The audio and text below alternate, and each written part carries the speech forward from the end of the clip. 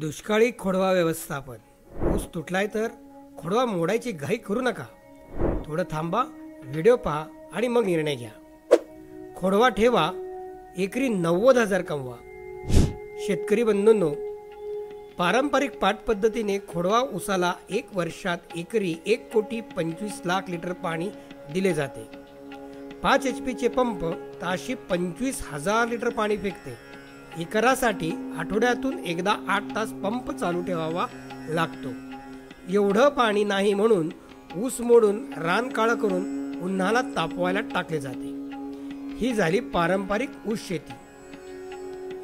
जर ऊस मोडला तर ऊस मोडायचा खर्च 5,000 रुपये. मशागत, पलटी नांगर, तण व्यवस्थापन, नवीन लागवड, बेणे इत्यादी एकरी 20,000 ते 30,000 रुपये खर्च होतो. हा खर्च स्वतःच्या खिशातूनच करावा लागतो.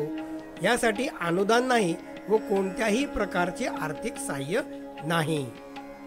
जर खोडवा ऊस जोपासला तर काय होऊ शकते? पाचट जाळायचे नाही, आच्छादन करायचे, खड छाटणी करायची, अंतर मशागत करायची नाही.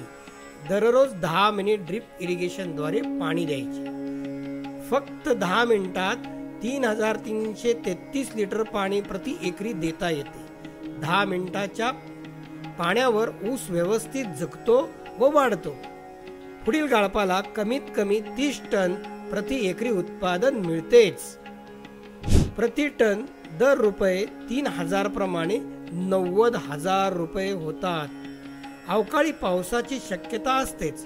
जून पासून वातावरण बदलते व जुलै, ऑगस्ट व सप्टेंबर पावसाळा आहेच. आता नक्कीच विचार करा शेतकरी बंधूंनो. पाट पाण्याने 10 मिनिटात एक सरी सुद्धा भिजवता येत नाही. ड्रिप इरिगेशनद्वारे 10 मिनिटात 1 एकर दररोज भिजवता येते. ही आहे कोठारी ड्रिप इरिगेशनची किमया. मग विचार कशाचा करताय? अधिक माहितीसाठी खाली दिलेल्या नंबरवरती संपर्क करा.